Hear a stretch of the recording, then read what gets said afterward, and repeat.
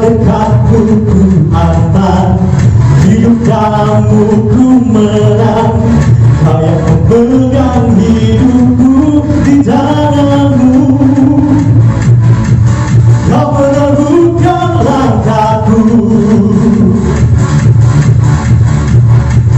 Ku berjalan di dalam kekuatanmu. Tuhan, kau perisaiku. Lewati badai tak akan ku goyang.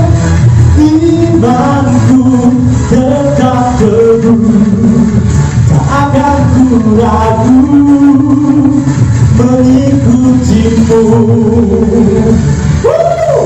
Haleluya!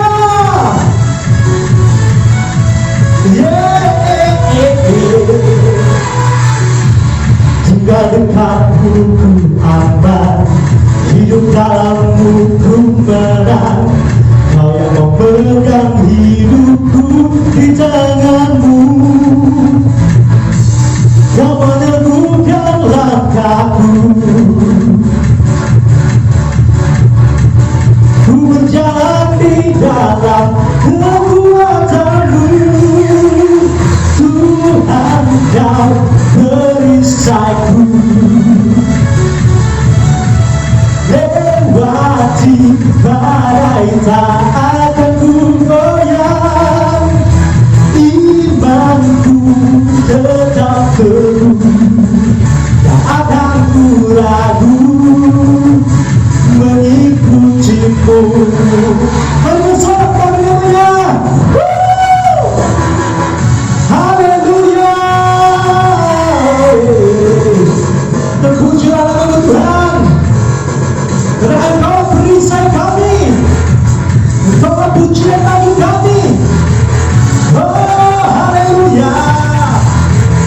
Haleluya, Yesus.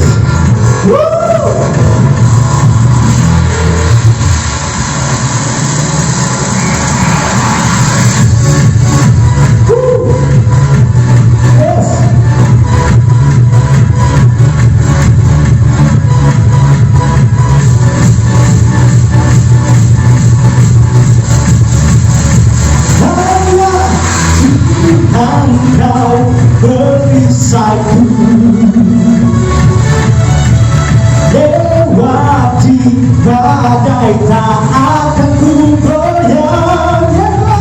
Imanku tetap teguh, tak akan ku ragu mengikutimu.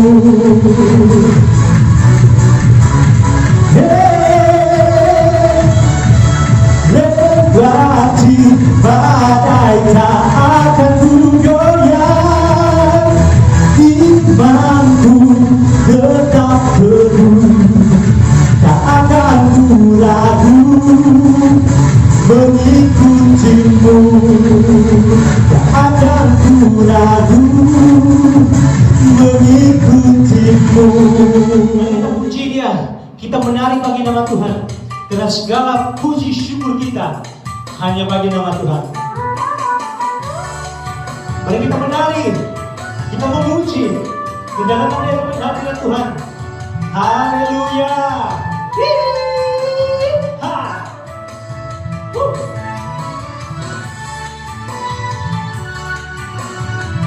Haleluya Yesus.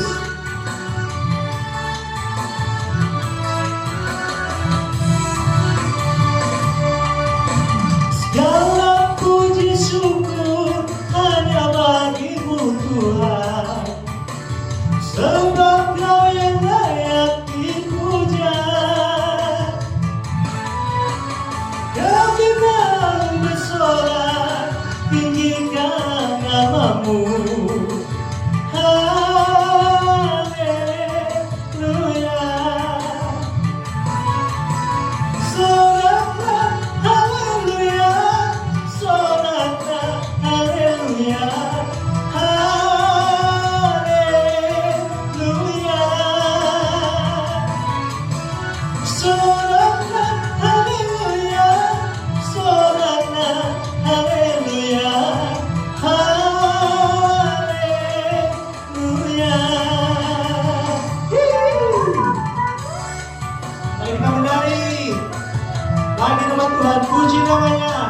Segala puji syukur hanya bagi nama Tuhan. Amin.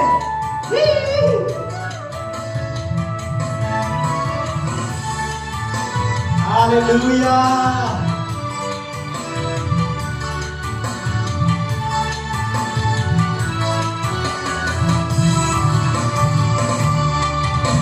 Segala puji syukur hanya bagi Tuhan, sebab Dia yang layak disembah. Kau benar bersorak, tinggikan namamu. Haleluya.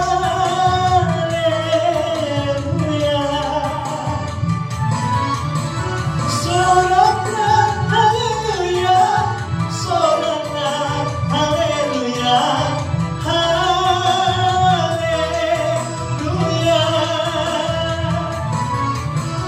Soraklah haleluya, soraklah haleluya, haleluya.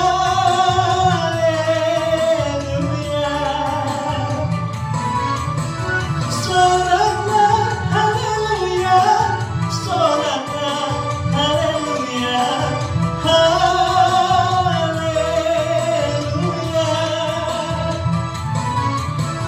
Soraklah haleluya, soraklah haleluya, haleluya,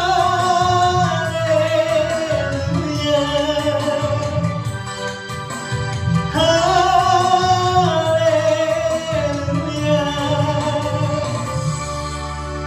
Haleluya, haleluya. Berikan kemuliaan bagi nama Tuhan. Haleluya.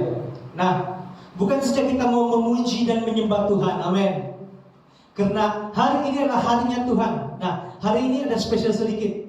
Ya, pujian dan penyembahan kali ini ya kita sudah memasuki, tinggal kita mau dekat sudah bulan Desember, bulan 12. So kita tahu bulan 12 itu adalah wish for Christmas ataupun kita akan merayakan hari Natal. Haleluya. Dan perayaan ini bukan hanya di Sabahan saja, tapi di seluruh dunia. Haleluya. So itu mari kita ajak kita semua, mungkin ada kiri, mungkin ada sebelah kanan kita punya saudara, kita punya keluarga. Ya, mari kita sama-sama mengambil peluang ini. Ya, bukan hanya kita dapat memuji dan menyembah Tuhan, tapi sempena menjelang hari Natal tidak lama lagi, mari kita mengangkat satu pujian Dia lahir untuk kita. So, kita katakan sebelah kiri dan sebelah kanan, ya tidak lama lagi Natal, bilang. Kasih tahu sebelah kiri, sebelah kanan. Tidak lama lagi Natal. Di sana saja. Tapi pada hari ini, pada saat ini, ya saya mengajak kita berikan satu pujian, ya pujian Natal. Karena kita tahu bahwa Natal itu bukan hanya eksklusif hanya untuk pada perayaan saja, tetapi Natal yang sebenarnya daripada hati kita, daripada lahir daripada hati kita. Amin. Haleluya. Dia lahir untuk kami. Mari kita naikkan pujian ini bersama.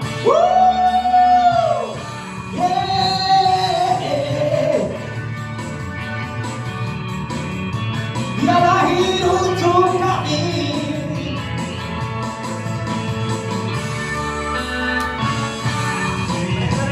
Ini bersama-sama, baru kita berikan pujian ini bersama-sama di nama Tuhan. Haleluya. Dia lahir untuk kami, Dia mati untuk kami, Dia bangkit untuk kami semua.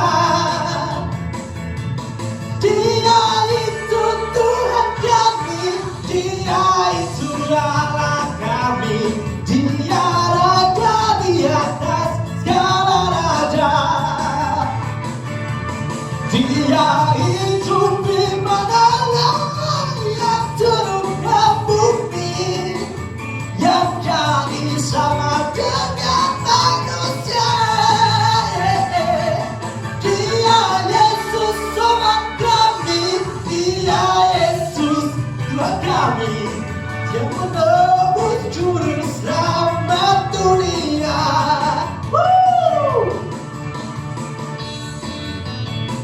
Dengan Tuhan kita, men. Dialah raja kita, men. Yes, Lord.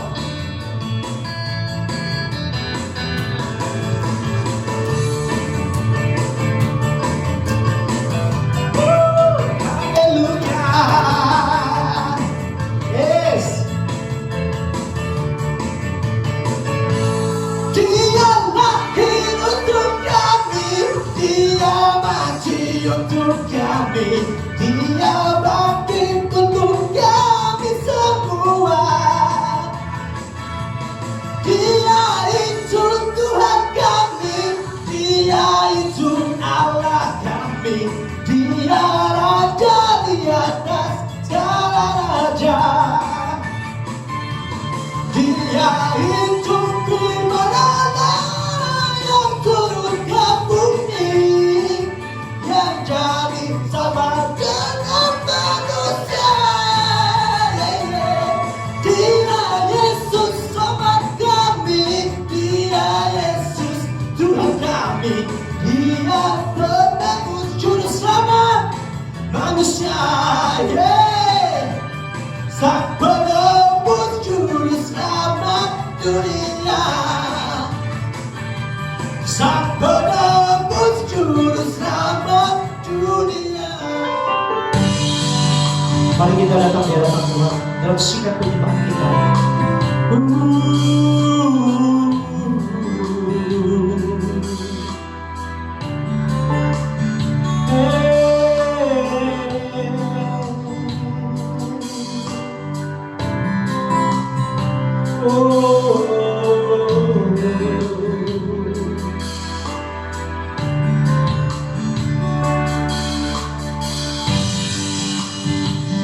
Dekat padamu itu rinduku,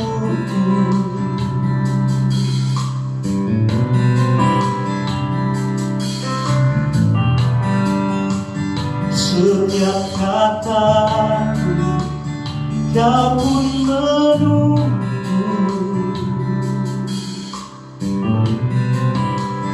Tak kusangka temukan satu kasih yang abadi.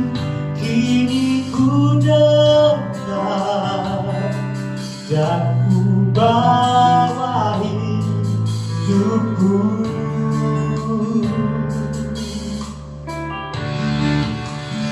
Memandang wajahmu, mengikuti kebaikanmu, mengejar hadirmu dalam hidupku.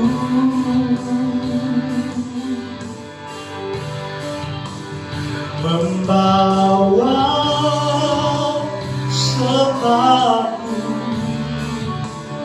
menyatakan kebesaranmu, mengejar hadirmu dalam hidupku.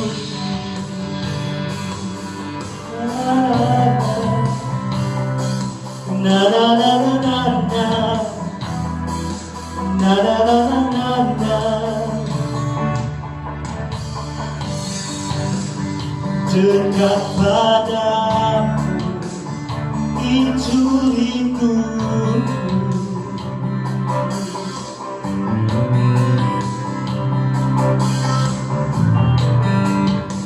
setiap kataku kau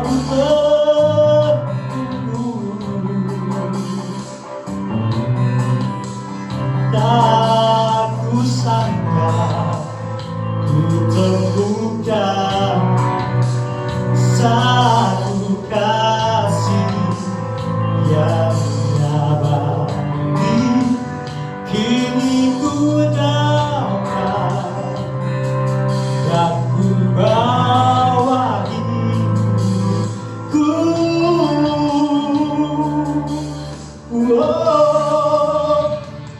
Memandang wajahmu, mengikuti kebaikanmu, mengejar hadirmu dalam hidupku.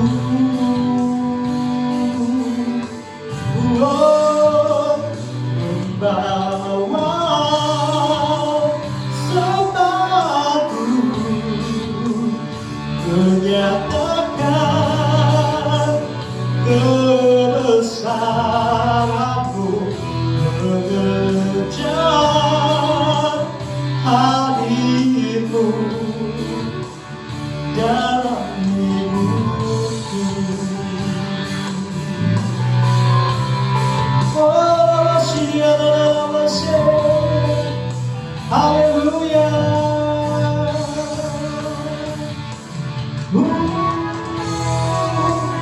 Haleluya.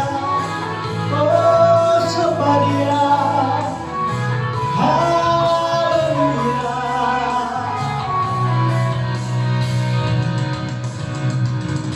Oh,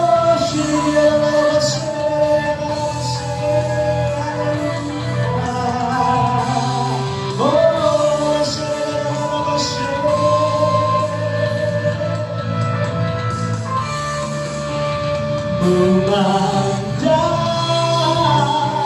wajahmu, mengikuti kebaikanmu, mengejar hadirmu dalam hidupku. Membawa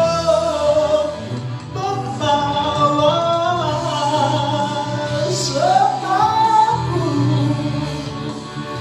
menyatakan kebesaranmu, mengejar hadirmu dalam hidupku.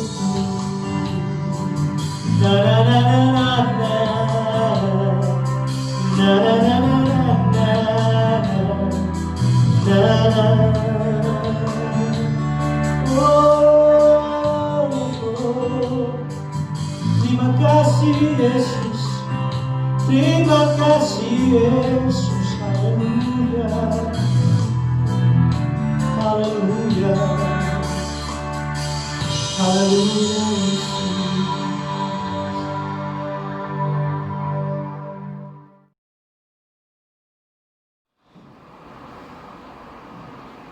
Shalom dan selamat pagi jemaat Tuhan yang dikasihi.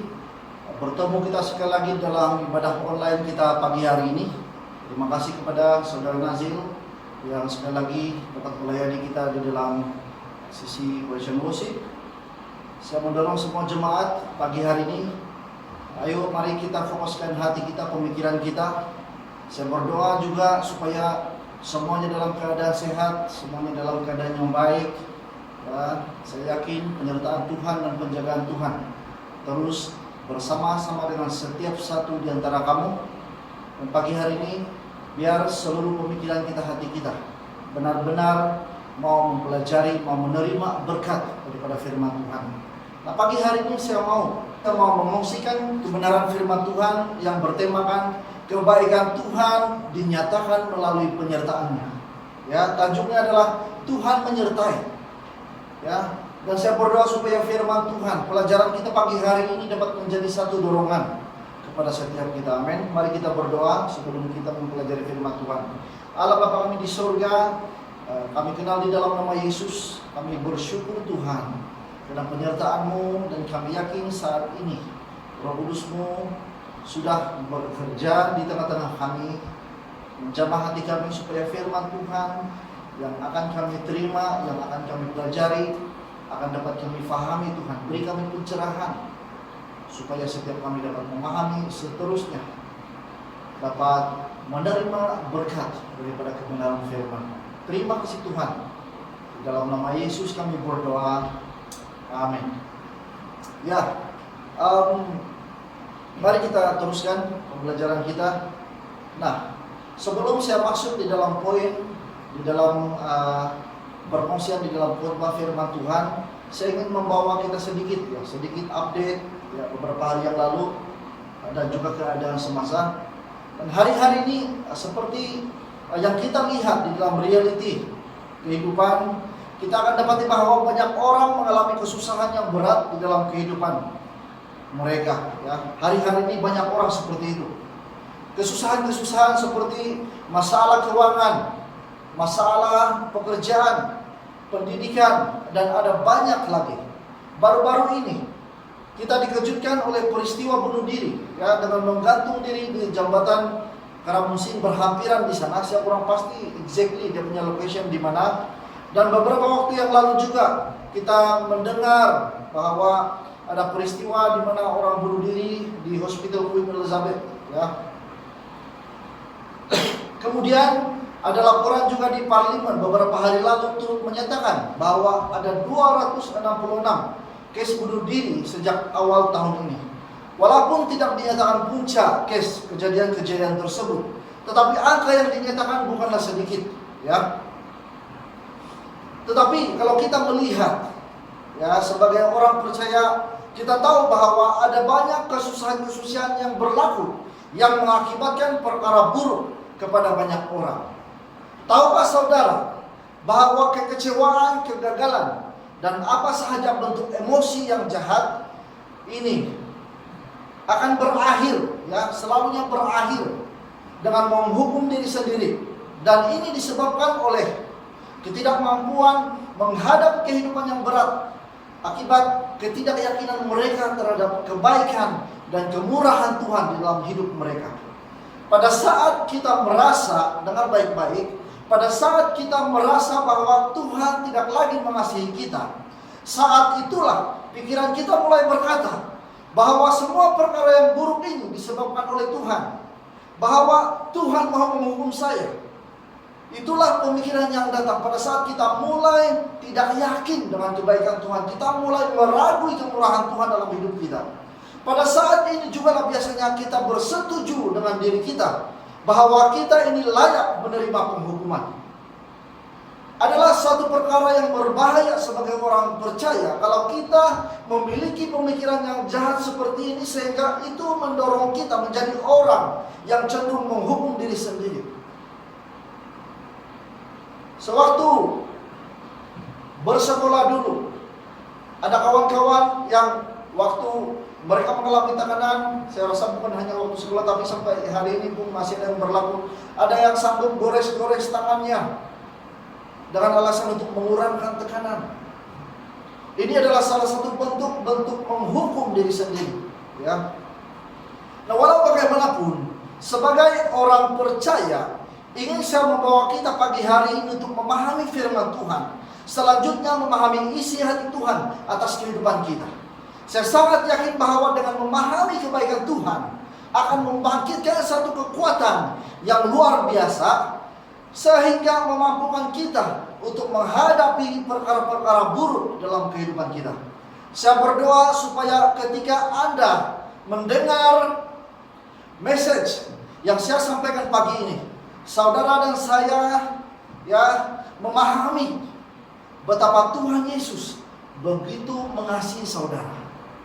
Betapa Tuhan Yesus begitu menyayangi hidup saudara. Saya mau membawa kita untuk mempelajari pagi hari ini kehidupan seorang tokoh di dalam Alkitab yang melalui kehidupan yang buruk, namun kejadian buruk yang dialaminya tidak mampu memusnahkan masa depannya dan kehidupannya. Malah kejadian yang terjadi dengan tujuan untuk membinasakannya, dikatakannya bermaksud untuk suatu kebaikan yang besar. Di dalam Kejadian 50 ayat 20 ditulis begini, "Memang kamu telah mereka-rekakan yang jahat terhadap aku, tetapi Allah telah mereka-rekanya untuk kebaikan dengan maksud melakukan seperti yang terjadi sekarang ini, yaitu memelihara satu bangsa yang besar." Saya pikir kita semua tahu cerita ini sebagai orang Kristen. Cerita ini berbicara tentang Yusuf, ya. Saudara yang dikasihi Tuhan, kita tahu bahwa Yusuf dalam kehidupannya telah mengalami banyak perkara yang buruk yang tidak pernah dia jangkakan. Tidak ada orang yang boleh menjangka kehidupannya. Kehidupan buruk seperti ini dia tahu, kehidupan buruk seperti itu dia tahu, ataupun kehidupan yang baik seperti itu tidak. Orang tidak dapat menjangkakan. Sebagai orang percaya, sebagai manusia, kita mau mengharapkan hal yang baik. Amin. Tetapi kita tidak dapat meramalkan. Makanya kita hanya mampu mempercayai. Satu-satunya kekuatan yang kita boleh dapatkan adalah kita mempercayai kebaikan dan kemurahan Tuhan di dalam kehidupan kita. Karena Dialah Allah yang memelihara saudara dan saya. Dialah Allah yang menyelamatkan saudara dan saya, supaya setiap kita hari ini dapat menikmati yang namanya kebaikan dan kemurahan Tuhan di dalam hidup kita. Amin. Saya katakan tadi bahwa kita tahu Yusuf dalam kehidupannya mengalami banyak perkara yang buruk, ya. Dari anak yang begitu dikasihi ayahnya, kemudian apa yang berlaku akhirnya dia mau dibunuh oleh saudaranya. Kemudian ia dijual kepada pedagang Midian dengan nilai 20 keping uang perak, ya. Kemudian pedagang Midian ini menjual Yusuf menjadi budak kepada Potifar, yaitu kepala pengawal Firaun. Nah, sekarang kita mau belajar bagaimana keadaan yang buruk ini menjadi berkat bagi Yusuf, ya. Apakah rahasianya? Apakah kebenaran yang boleh menjadi berkat kepada kita pagi hari ini, ya? Apa yang berlaku sehingga kejadian buruk yang menimpa Yusuf ini justru menjadi satu berkat yang cukup besar dalam kehidupan Yusuf, sehingga bukan hanya dia sendiri, tetapi kepada banyak orang pada waktu itu. Nah, sebelum kita ini, saya mau membawa kita untuk membaca di dalam firman Tuhan, di dalam Kejadian, ya, di dalam Kejadian 39. Supaya kamu lebih paham ceritanya, kalau mungkin tidak pernah mendengar cerita ini, di dalam Kejadian 37 ada menceritakan tentang bagaimana peristiwa apa yang berlaku sehingga Yusuf ini terdampar ataupun sampai di Mesir, ya. Nah, saya bacakan Yusuf dan istri Potifar, pakai Alkitab merah, ya. Yusuf telah dibawa ke Mesir oleh orang Ismail, lalu dijual kepada Potifar, seorang pegawai raja yang menjadi ketua pengawal istana. Tuhan menolong Yusuf sehingga dia selalu berjaya dalam segala pekerjaannya. Dia tinggal di rumah orang tuanya, orang Mesir itu. Tuannya melihat bahwa Tuhan menolong Yusuf dan memberi dia kejayaan dalam segala yang dilakukannya. Potifar suka kepada Yusuf dan melantik dia sebagai pelayan pribadinya. Lalu Potifar memberikan tugas kepada Yusuf untuk mengurus rumah tangganya dan segala kepunyaannya. Sejak itu demi Yusuf, Tuhan memberkati rumah tangga orang Mesir itu dan segala sesuatu yang dimilikinya, baik yang di rumah maupun yang di ladang. Segala sesuatu yang dimiliki Potifar dipercayakannya kepada Yusuf. Dengan demikian Potifar sama sekali tidak risau tentang urusan rumahnya, kecuali makanannya. Yusuf berbadan tegak dan kacak. Beberapa lama kemudian Potifar mula berahi terhadap Yusuf. Lalu dia mengajak pemuda itu tidur bersama dengan dia. Yusuf tidak mau dan berkata kepadanya, "Maaf Tuan, Tuan Potifar sudah mempercayakan segala miliknya kepada saya. Dia tidak perlu memikirkan apa-apa lagi di rumah ini." Ya, kuasa saya sama besar dengan kuasanya di dalam rumah ini. Tiada sesuatu pun yang tidak dipercayakannya kepada saya kecuali uang. Bagaimana mungkin saya melakukan perbuatan sejahat itu dan berdosa terhadap Allah? Meskipun Potifar membujuk Yusuf, meskipun istri Potifar membujuk Yusuf setiap hari, pemuda itu tetap tidak mau tidur bersama dengan dia. Pada satu hari ketika Yusuf masuk ke dalam rumah untuk melakukan pekerjaannya, tidak seorang pelayan pun berada di situ. Kemudian istri Potifar menarik jubah Yusuf dan berkata, "Marilah kita tidur bersama." Yusuf meronta hingga dapat lepas lalu lari keluar, tetapi jubahnya tertinggal di tangan perempuan itu. Apabila istri Potifar sadar bahwa Yusuf sudah lari dan jubahnya tertinggal, dia memanggil pelayan-pelayannya dan berkata, "Lihatlah, orang Ibrani yang dibawa suami ke rumah ini menghina kita. Dia masuk ke dalam bilikku dan cuma merogol aku, tetapi aku menjerit. Apabila dia mendengar jeritanku, dia lari keluar tetapi jubahnya tertinggal. Istri Potifar menyimpan jubah itu sehingga suaminya pulang. Apabila suaminya pulang, dia segera memberitahukan cerita yang sama kepadanya. Dia berkata, hamba Ibrani itu yang kau bawa ke sini masuk ke dalam bilik untuk menghina aku. Namun apabila aku menjerit, dia lari keluar, tetapi jubahnya tertinggal. Potifar sangat marah. Dia memerintahkan supaya Yusuf segera ditangkap dan dimasukkan ke dalam penjara tempat orang tahanan raja dikurung. Maka disitulah Yusuf tinggal. Tetapi Tuhan menolong Yusuf tetap mengasihinya, sehingga ketua penjara suka kepadanya. Dia mempercayakan orang tahanannya yang lain kepada Yusuf.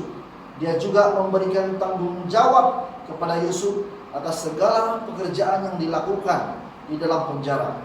Ketua penjara itu tidak lagi mengawasi segala yang dipercayakannya kepada Yusuf, karena Tuhan menyertai Yusuf sehingga dia berjaya dalam semua pekerjaannya. Haleluya. Sungguh luar biasa apa yang dicatat dalam Alkitab ini. Ya. Ada beberapa kebenaran ya. Kita tahu bahwa sebelum Yusuf sampai di Mesir ini, dia ini adalah anak kesayangan kepada Yakub, kepada ayahnya. Nah, jauh sebelum kita masuk di dalam apa yang saya bacakan tadi di dalam Kejadian 39, jauh sebelum Yusuf dipakai Tuhan, jauh sebelum Yusuf berhasil di Mesir, ketika dia berada bersama-sama dengan keluarganya, lalu mereka ini ramai adik-beradik, tapi Yusuf ini sangat dikasihi oleh bapaknya. Dan di ladang, apabila mereka bekerja bersama-sama, bila sampai di rumah, kerja Yusuf ini dia repot, tukang repot. Sudah pun dia yang paling muda, pergi ke ladang, mereka menternak. Ya, sudah pun begitu, bila balik Yusuf repot kepada ayahnya. Dan apa yang berlaku adalah itu membuat saudara-saudara Yusuf yang lain membenci dia. Ya, sangat membenci. Coba kamu bayangkan, siapa yang pernah pergi ladang, saya ingat ini paham. Kalau kamu adik-beradik ramai-ramai pergi ladang, bukan menternak lah. Kalau kita tanam padi kan, saya pernah. Ya. Dan bila pergi ladang, kemudian kita direpot sama kita punya bapak ataupun kita punya mama. Saya pernah direpot, saya tidak suka. Tapi bayangkan Yusuf, kerja dia tukang repot, kemalasan adik-beradiknya yang lain. Dan dia yang paling muda. Itu tidak bagus. Dan mereka sangat membenci dia. Ditambah lagi ketika Yusuf ini bermimpi yang seakan-akan bahwa dia ini akan Tuhan angkat, dan adik-beradik yang saudara yang lain termasuk ayahnya itu menyembah dia. Lagilah mereka tidak suka. Sehingga pada satu hari karena begitu benci mereka, akhirnya saudaranya merancang. Satu ketika waktu dia Yusuf menyusul saudaranya, mungkin dia mau repot lagi, ayahnya suruh dia cek mereka. Dia ini macam supervisor pula. Dia disuruh oleh Yakub cek anak-anak yang sedang pergi bekerja. Bayangkan. Jadi akhirnya ketika jauh lagi mereka merancang untuk mau membunuh dia. Nah, dari sini saja kita sudah dapat lihat bahwa ternyata Tuhan menyertai, Tuhan memberkati Yusuf sehingga rancangan mereka untuk membunuh itu tidak jadi. Dia hanya dibuang ke sumur. Kemudiannya tukar pikiran lagi, Yehuda bilang kita jual kepada pedagang Midian yang kebetulan lalu di situ. Akhirnya dijual 20 keping uang perak. Sampailah dia di Mesir. Nah, apa yang berlaku? Yang kita mau pelajari pagi hari ini, apakah yang berlaku sehingga ketika Yusuf yang dijual menjadi hamba ini begitu berhasil, dikatakan bahwa dia berhasil dalam apa yang dia buat, ya, sehingga orang Mesir, ketua pengawal yaitu pegawai Firaun begitu menghormati, begitu menyadari bahwa apa saja yang dilakukan oleh Yusuf ini luar biasa. Semuanya berhasil, begitu diberkati sekali. Ya. Nah, kalau kita lihat di dalam Kejadian ini, Kejadian 39, 2 sehingga 6, dia berkata begini, terjemahan baru yang ini ya. Tetapi Tuhan menyertai Yusuf sehingga ia menjadi seorang yang selalu berhasil dalam pekerjaannya. Maka tinggallah ia di dalam rumah tuannya, orang Mesir itu. Yang pertama yang kita melihat di sini adalah dia bilang Tuhan menyertai Yusuf sehingga dia berhasil. Bayangkan Yusuf datang. Saya tidak yakin, saya cari pribadi, ini pendapat pribadi. Saya tidak yakin kalau Yusuf ini ada skill yang cukup untuk buat kerja. Dia punya kerja, waktu dia kerja dengan adik-beradik dia tukang repot. Dia bagi tahu, kurang pastilah. Tapi yang pastinya dikatakan bahwa dia merepotkan hal-hal yang kurang baik tentang adik-beradiknya. Mungkin dia bagi tahu mereka ini malas, suka curi tulang lah, apalah, mungkin banyak. Ya, kita tidak tahu. Tapi yang pastinya itu sesuatu yang tidak bagus. Dia datang di Mesir dengan status sebagai budak. Dibeli dengan 20 keping uang perak. Kemudian dijual sekali lagi kepada pegawai Mesir. Tapi luar biasa, Alkitab mengatakan bahwa Yusuf sangat berhasil. Kenapa dia berhasil? Di dalam Kejadian 39, 2 dia bilang begini, Tuhan menyertai Yusuf sehingga berhasil. Tuhan menyertai Yusuf sehingga ia menjadi seorang yang sangat berhasil dalam pekerjaannya. Setelah dilihat oleh tuannya, setelah dilihat oleh Potifar bahwa Yusuf disertai Tuhan dan bahwa Tuhan membuat berhasil segala sesuatu yang dikerjakan oleh Yusuf, maka Yusuf mendapat kasih daripada tuannya dan dia boleh melayani dia. Kepada Yusuf diberikan kuasa atas rumah dan segala miliknya diserahkannya pada kekuasaan Yusuf. Bayangkan karena tuan orang Mesir ini yang pada mulanya mengambil dia sebagai budak, melakukan sesuatu yang hampir-hampir, kita pikir pun, kita kan boleh sampai begini. Tapi itulah yang ditulis di sana. Yusuf mendapat kasih tuannya. Kepada Yusuf diberikannya kuasa atas rumahnya dan segala miliknya diserahkan kepada kekuasaan Yusuf. Sejak ia memberikan kuasa dalam rumahnya dan atas segala miliknya kepada Yusuf, Alkitab berkata begini, Tuhan memberkati rumah orang Mesir itu karena siapa? Karena Yusuf. Sehingga berkat Tuhan ada atas segala miliknya, baik yang di rumah maupun yang di ladang. Segala miliknya diserahkan pada kekuasaan Yusuf. Dan dengan bantuan Yusuf, ia tidak usah lagi mengatur apa-apapun selain dari makanannya sendiri. Bayangkan, Alkitab mencatat bahwa Tuhan menyertai. Situasi Yusuf ini bukan mudah. Dia dijual menjadi budak. Status budak ini, hamba abdi pada zaman dahulu itu status yang rendah. Kalau kita mengalami kesusahan hari ini, dengar baik-baik, kita belum menjadi budak. Kita tidak tahu apa skill yang Yusuf ada. Kita hanya tahu skill dia adalah skill merepot adik-beradiknya. Ketika bekerja, repot, mereka malas, mereka ini, mereka itu. Siapapun tidak tahu dia rajin kan tidak. Itu saja skill yang dia paling cerpen. Tiba-tiba dia datang di rumah pegawai Firaun, tinggal di sana. Dan Alkitab mencatat bahwa Tuhan membuat Yusuf berhasil. Alkitab tidak menghurai skill apa yang Yusuf ada, tetapi yang jelas di sini Alkitab berkata begini, Tuhan menyertai Yusuf sehingga membuatnya berhasil. Dengar baik-baik. Yang saudara dan saya perlukan untuk berhasil bukanlah seberapa banyak skill. Saya tidak mendorong kita jadi bodoh lah. Skill memang kita akui perlu, tetapi dengar baik-baik.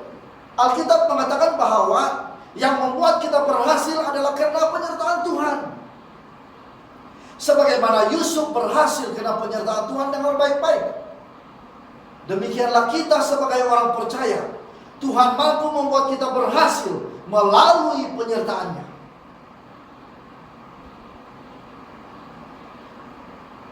Sangat luar biasa sekali.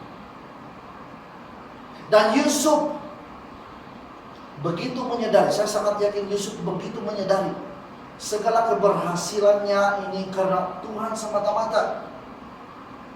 Saya yakin dia tidak berani berkata, oh karena saya hebat. Ayo nanti kita lihat selanjutnya. Nah, kalau kita lihat cerita selanjutnya, kita akan dapati semua kita tahu case istri Potifar ini. Kita tahu bahwa istri Potifar setelah itu dia mengingini Yusuf. Dia tergoda dengan Yusuf.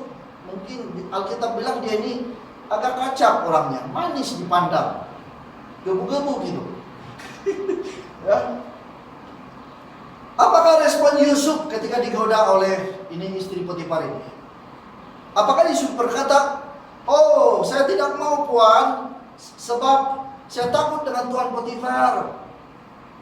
Apakah Yusuf berkata dia tidak mau disebabkan oleh tuannya Potifar? Jawaban kebanyakan kita mungkin begitu. Ayah jangan begitulah. Nanti si Anu nampak bah, nanti si Anu tahu bah. Kebanyakan orang mungkin jawab begitu. Tapi kita lihat Yusuf. Alkitab mencatat bahwa di dalam ayat 8, Kejadian 39 ayat 8, tetapi Yusuf menolak dan berkata kepada istri tuannya itu, dia bilang begini. Kamu tahu apa jawabannya? Dia bilang begini. Dengan bantuanku, tuanku itu tidak lagi mengatur apa yang ada di rumah ini, dan ia telah menyerahkan segala miliknya pada kekuasaanku. Ayat 9. Bahkan di rumah ini ia tidak lebih besar kuasanya daripadaku, dan tiada yang tidak diserahkannya selain kepadaku selain daripada engkau, sebab engkau istrinya. Bagaimana mungkin aku melakukan kejahatan yang besar ini dan berbuat dosa terhadap Allah? Apa jawaban Yusuf? Bagaimana mungkin aku melakukan kejahatan yang besar ini dan berbuat dosa terhadap Allah? Yusuf tidak cakap, ayo saya tidak maulah, nanti kau punya laki tahu loh. Saya tidak maulah, nanti bos tahu, orang nampak kita skandal. Ini di rumah ini banyak orang, bukan di sini. Aina, itu bahaya. Yusuf dengan tegas sekali, apa dia bilang? Bagaimana mungkin aku melakukan kejahatan yang besar ini dan berbuat dosa terhadap Allah? Yusuf begitu menyadari bahwa hadirat Tuhan yang menyertainya. Yusuf sangat-sangat sadar bahwa Tuhanlah yang menyertainya, hadirat Tuhanlah yang menyertainya. Dan kesadaran akan penyertaan Tuhan ini bukan saja membuat Yusuf berhasil, malah ia itu memampukan Yusuf untuk hidup dalam kebenaran. Yusuf ternyata sadar bahwa segala keberhasilannya adalah karena penyertaan Tuhan.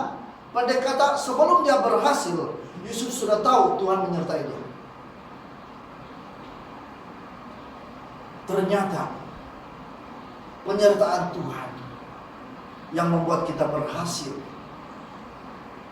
bukan membuat kita semakin jauh mau meninggalkan Tuhan, tetapi justru Yusuf sanggup berkorban, sanggup melepaskan, sanggup menerima akibatnya. Dengan berani dia menolak godaan istri Potifar. Bayangkan, begitu dia diberkati, pada saat dia ditawarkan dengan pilihan seumpama ini, dia berkata, bagaimana saya mungkin melakukan kejahatan kepada Allah? Dia tidak sebut pun nama Potifar. Bagaimana mungkin saya melakukan kejahatan ini kepada Potifar? Kenapa? Sebab dia tahu semua berkat yang sedang terjadi itu karena Tuhan. Semua kebaikan yang dia sedang alami, dia sedang nikmati, itu karena Tuhan. Betapa pentingnya kita menyadari bahwa kebaikan Tuhan itu, pertolongan Tuhan itu terjadi karena kebaikan Tuhan semata-mata. Keberhasilan kita itu karena kebaikan Tuhan semata-mata. Sebabnya kenapa? Itu akan membuat kita tetap berpegang teguh, berani hidup dalam kebenaran. Ketika diperhadapkan dengan pilihan, Yusuf berani memilih kebenaran. Dia tahu hal itu tidak benar. Dia tahu akibat kalau dia menolak istri Potifar, tetapi dia membuat keputusan yang terbaik. Tahukah Anda bahwa saat untuk berterima kasih kepada Tuhan atas hadiratnya bukan hanya ketika kita merasakannya, tetapi bahkan ketika kita tidak merasa apa-apa. Banyak orang, dia hanya betul-betul berterima kasih kepada Tuhan waktu dia rasa betul-betul hadirat Tuhan. Macam dikipas-kipas, sejuk-sejuk, ada manifestasi, baru kita bilang, oh saya betul-betul merasakan hadirat Tuhan. Apakah kalau kita tidak rasa apa-apa, kita tidak disertai oleh hadirat Tuhan? Mau juga banyak rasa, loh. Hadirat Tuhan bukan berbicara tentang perasaan atau apa yang kita rasa. Perasaan boleh menipu, tetapi percayalah janjinya bahwa Dia adalah Immanuel, yaitu Tuhan yang menyertai kita. Itu adalah fakta. Dengar baik-baik dan percaya dengan kebenaran ini, bahwa Yesus adalah Immanuel. Yusuf mempercayai Tuhan yang menyertai dia. Ketika dia diperhadapkan dengan cabaran, dijual menjadi budak, kemudian dijual sekali lagi sampai di Mesir. Adakah ayat di sana yang menjelaskan betapa ini Yusuf ini kepahitan dengan Tuhan, berdendam dengan adik-beradiknya? Tidak juga. Tapi yang jelas di sana dia berkata, bagaimana saya boleh melakukan ini? Bagaimana saya boleh berdosa kepada Tuhan? Maksudnya, di dalam dia mengalami kejadian-kejadian yang buruk itu, saya sangat yakin bahwa dia sangat menyadari dalam situasi seperti itu pun, dia yakin dengan hadirat Tuhan yang menyertai dia.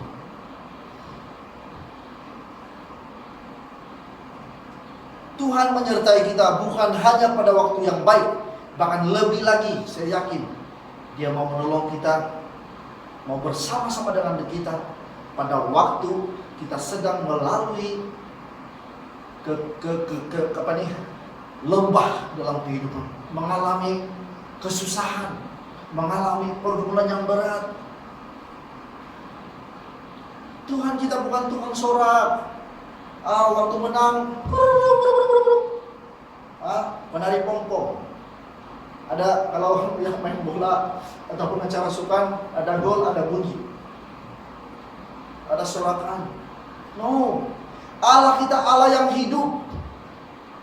Dia ada di sana bukan hanya pada waktu kita sedang dalam keadaan yang baik, justru pada saat kita mengalami lembah kekelaman. Apa yang Dia buat? Dia bersama-sama dengan kita. Kita saja yang susah mau menyadari hadirat Tuhan.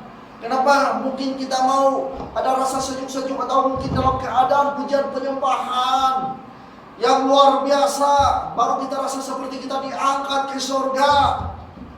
Oh, lu hadirat Tuhan yang kuat. Tapi waktu tidak rasa apa-apa, mana Tuhan nih? Aduh, Tuhan tolong. Waktu lagi kesusahan, Tuhan tolong. Kau di mana? Kita rasa jauh sekali. Kenapa? Sebab kita punya kesadaran tentang hadirat Tuhan itu bergantung kepada emosi kita. Emosi lagi bagus, kita lagi rasa rohani, kita rasa Tuhan dekat, kita rasa hadiratnya ada. Tapi pada waktu kita bergumul, kita merasa Tuhan jauh.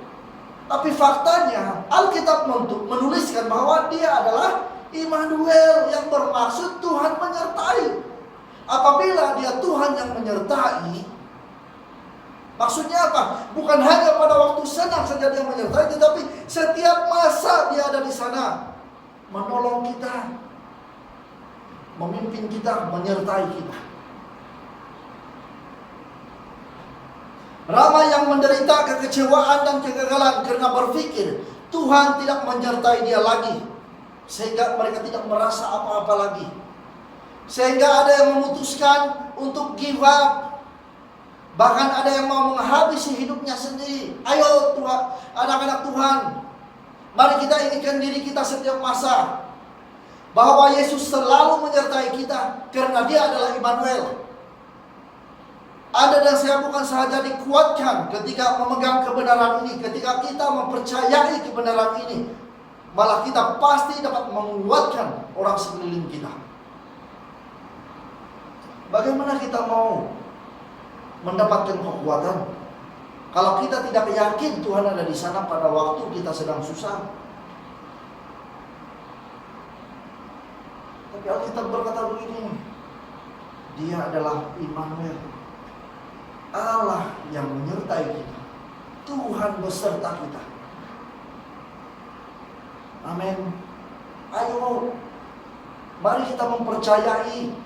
Kalau saudara sedang berhadapan dengan pergumulan yang berat pagi hari ini, mari kita berseru kepada Immanuel kita, Allah kita, Tuhan yang menyertai kita, Yesus. Dia tidak jauh. Dia sedang bersama-sama dengan kita. Nah, siap untuk menolong kita. Persoalannya, apakah kita punya iman untuk mempercayai bahwa Dia siap untuk menolong kita? Yang kedua, yang pertama tadi apa? Tuhan menyertai Yusuf sehingga Yusuf berhasil. Selanjutnya, yang kedua, kita tahu cerita selanjutnya setelah peristiwa Potifar. Istri Potifar ini menggoda Yusuf. Apa yang berlaku? Istri Potifar ini memfitnah Yusuf. Bukan lagi dia yang mau rogol Yusuf, tetapi Yusuf yang mau rogol dia. Siap-siap dia bagi bukti, ada jubah yang tertinggal. Dia bilang, ya.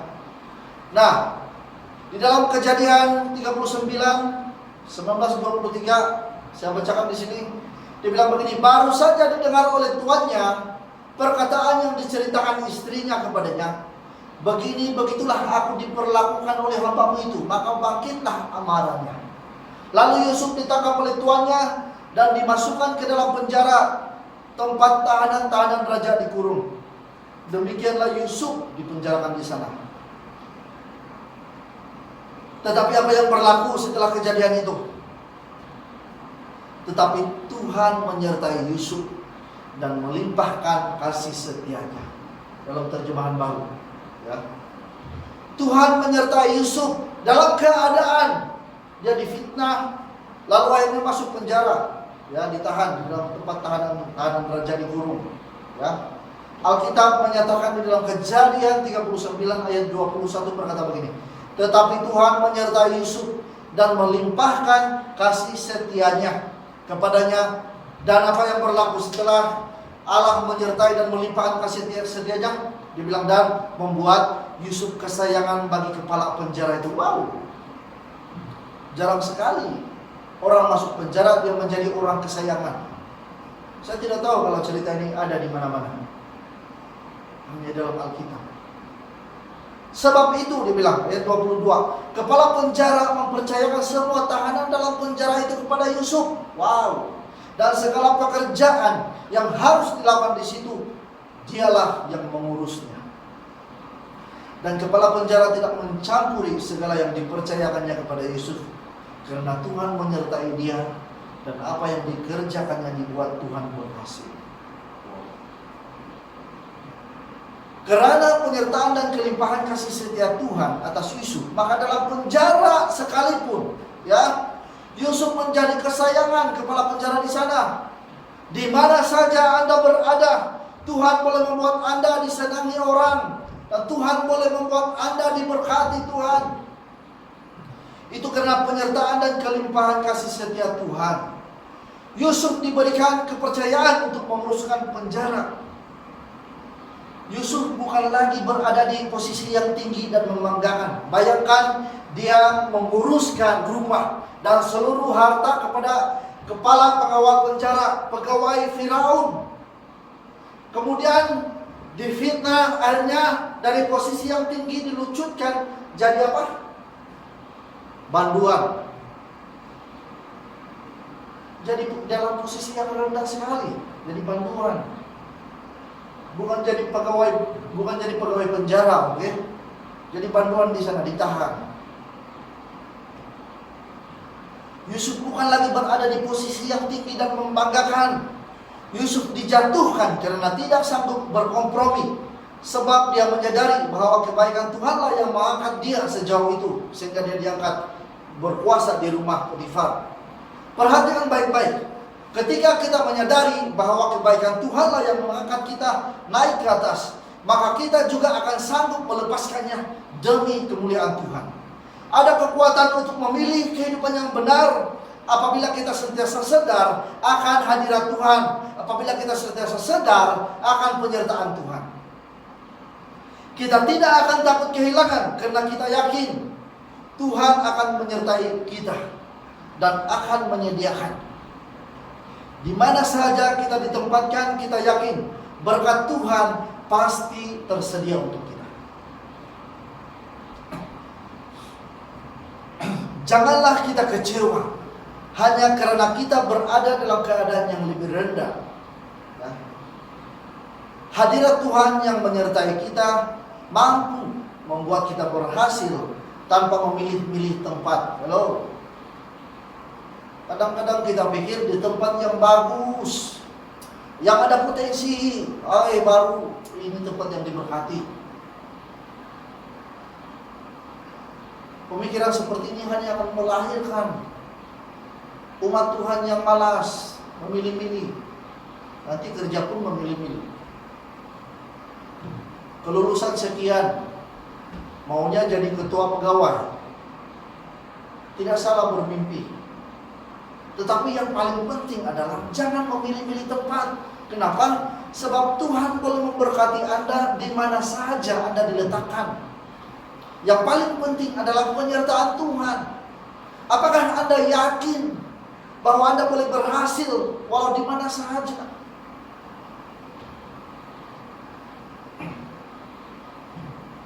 Tuhan boleh memimpin kita dalam cara yang kita tidak jangkakan. Siapa sangka Yusuf yang dimasuk penjara boleh menjadi kesayangan di sana, sehingga dipercaya untuk mengurus penjara itu. Di dalam Tuhan Yesus kita akan melihat berkat dan pertolongan Tuhan. Dan dengar baik-baik, di dalam Yesus berkat dan pertolongan tidak akan pernah salah alamat. Halo kawan, tidak akan salah alamat. Alamatnya sudah ditulis. Alamatnya ke kita sebagai anak-anak Tuhan. Amin. Tidak ada masalah dimanapun kita berada. Tuhan pasti menyertai kita. Bahkan ketika di tengah ketakutan, sementara kita sedang sendirian, Tuhan ada di sana. Immanuel. Pada saat kita mulai menyadari penyertaan Tuhan dan kesadaran kita akan hadiratnya semakin bertumbuh, maka seluruh ketakutan dan kekhawatiran kita akan hilang. Sebagaimana di dalam Mazmur 97 ayat 5 berkata begini, gunung-gunung luluh seperti lilin di hadapan Tuhan. Di hadapan Tuhan seluruh bumi. Apakah gunung-gunung yang menjadi ketakutan dan kekhawatiran saudara pada pagi hari-hari ini? Dengar baik-baik. Tidak ada permasalahan, tidak ada bentuk kegagalan apapun, tidak ada kekecewaan yang mampu membuat Anda terus-menerus hidup dalam ketakutan dan kekhawatiran. Semuanya mencair dalam hadirat Tuhan. Ketika Anda menyadari kebaikan Tuhan, penyertaan Tuhan, tidak ada satupun bentuk ketakutan yang dapat mengambil tempat dalam hidupmu. Yang ada adalah keyakinan bahwa Tuhan ada di sana, dan apapun situasi yang Anda alami hari ini, Dia siap untuk membawa Anda keluar. Amin. Mazmur 3 berkata begini di dalam ayat 34. Tetapi Engkau Tuhan adalah perisai yang melindungi aku. Engkaulah kemuliaanku dan yang mengangkat kepalaku. Haleluya. Yusuf mengalami banyak jatuh bangun. Bahkan ketika dia melakukan perkara yang betul, sekalipun dia melakukan perkara yang betul, dia masih dijatuhkan. Bayangkan, bahkan pada saat dia melakukan perkara yang benar, perkara yang betul, dia tidak melayan istri Potifar, dia tetap dijatuhkan. Tetapi tidak ada ayat di dalam Alkitab mengatakan bahwa dia menghabiskan masa menyalahkan Tuhan atau menyalahkan diri sendiri. Mungkin sebagai manusia, saya yakin dia mengalami kesedihan. Kalau kita lihat setelah Yusuf disatukan dengan keluarganya, ketika Yusuf menemui kembali keluarganya, dia kesedihan, dia menangis. Masih manusia. Tetapi luar biasa dengan Yusuf. Kalau kita lihat respon dia, jelas sekali bahwa dia menyadari hadirat Tuhan. Dia sangat yakin bahwa penyertaan Tuhan itu yang akan membuat dia berhasil. Bukan situasinya, bukan keadaan buruk yang sedang dia lalui, tetapi apa? Sebab Tuhan.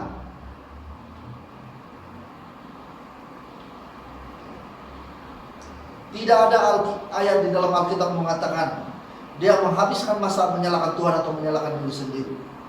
Sebagai manusia, dia memang ada kesedihan. Namun kita tahu bahwa dia begitu mempercayai hadirat Tuhan yang memimpin hidupnya, bahkan membuat dia berhasil di dalam semua perkara yang dia lakukan. Saudara yang dikasihi Tuhan, saat ini mungkin kita mengalami pergumulan yang besar. Saya baca di media sosial, saya dapat banyak juga orang Kristen yang bergumul dengan kehidupan mereka saat ini. Kalau Anda mendengar message ini, ayo, saya mengajak kita untuk mempercayai penyertaan Tuhan di dalam hidup Anda saat ini. Ketakutan dan kekhawatiran, rasa gagal dan kecewa hanya membuat Anda merasa lebih buruk, membuat Anda menghukum diri Anda, membuat Anda mau give up. Mari kita arahkan seluruh pandangan kita kepada Yesus hari ini. Dialah Immanuel kita. Dia Immanuel yang berkuasa yang menyertai kita. Kalau Immanuel yang berkuasa menyertai kita, saya yakin hal-hal yang baik yang akan mulai terjadi dalam diri Anda, di sekitar Anda dan melalui Anda. Saya sangat yakin hal-hal yang baik akan mulai terjadi dalam hidup Anda. Hal-hal yang luar biasa mulai terjadi dalam hidup kamu. Ketika kita mempercayai penyertaan Tuhan, hadirat Tuhan. Saya mau tutup perkongsian saya pagi hari dengan perkongsian di dalam Roma. Banyak di antara kita berpikir bahwa hanya karena situasi tidak seperti yang kita inginkan, situasi yang kita alami buruk, kita berpikir bahwa Tuhan sedang menghukum kita. Kita layak dihukum. Tuhan tidak menyertai kita lagi, Tuhan tidak menolong kita. Saya mau katakan bahwa Tuhan berpihak kepada Anda. Di dalam Roma 8 ayat 31 berkata begini. Oleh itu apakah yang boleh kita katakan tentang semua itu? Jika Allah berpihak kepada kita, siapa yang dapat melawan kita? Hello. Kalau Tuhan berpihak kepada kita, siapa yang boleh melawan kita? Allah tidak menghalang anaknya mengalami penderitaan, tetapi mempersembahkan anaknya sebagai korban untuk kita semua. Jika Allah mengurniai kita anaknya sendiri, tidakkah Dia akan memberikan segala sesuatu yang lain? Dengar baik-baik. Jangan pernah meragukan Tuhan. Kebaikan Tuhan dalam kehidupan Anda itu tidak terbatas. Kebaikan Tuhan dalam hidup Anda bukan hanya pada saat Anda sedang subur rohani. Wow. Kebaikan Tuhan hanya muncul selepas berpuasa selama 60 hari. Wow. Kita terpaksa menyiksa diri kita dengan berbagai langkah-langkah yang kita pikir rohani. Saya tidak salahkan semua itu tidak ada masalah kalau kita bertemu dengan itu. Tapi kalau kita pikir bahwa dengan membuat sesuatu untuk membeli kebaikan Tuhan, you are wrong.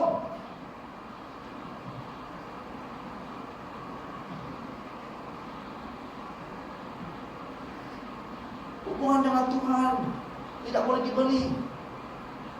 Tuhan sendiri sudah mengaruniakan anaknya, membeli kita dengan darahnya. Yang Tuhan mau daripada kita adalah menerima dan mempercayai. Buka tangan, buka hati kita. Bukannya kita menyibukkan diri, membuat sesuatu, membeli kebaikan Tuhan. Kebaikan Tuhan tidak dapat dijual beli. Itu hanya boleh diperolehi melalui iman percaya kita. Kalau Tuhan sanggup mengaruniakan anaknya, nyawa anaknya,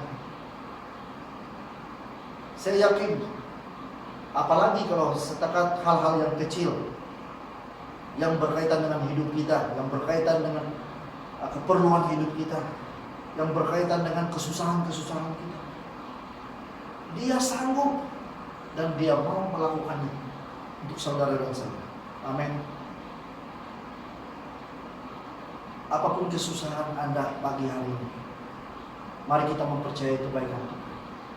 Mari kita meyakini bahwa Tuhan ada di sana, bukan untuk mau melihat Anda jatuh, tetapi Dia ada di sana untuk mau mengangkat, mau membawa kita keluar daripada masalah itu. Persoalannya, adakah kita mempunyai iman? Adakah kita yakin bahwa Allah sanggup melakukannya untuk kita?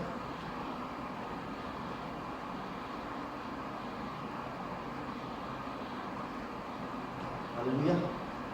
Mari kita berdoa.